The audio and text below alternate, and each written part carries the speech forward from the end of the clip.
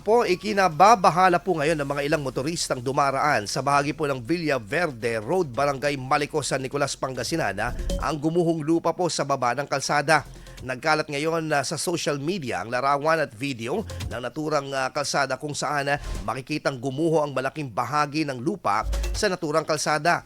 Pangamba ng ilang motorista baka bigla na lamang bumigay ang kalsada sa kanilang pagdaan at maaksidente. Ayon kay San Nicolas DRRMO Head Shalom Gideon Balolong, nangyari ang pagguho ng lupa noon pang kasagsagan ng bagyong Pipito. Nasulatan na daw nila ang Department of Public Works and Highways at sinabing kabilang ito sa kanilang priority lista. Sa kanilang pakikipag-ugnayan sa ahensya, inaasahan aniya na mauumpisahan na ang pagsasaayos nito bago matapos ang taon.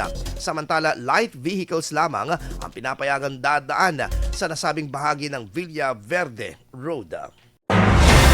IFM News. IFM News. IFM.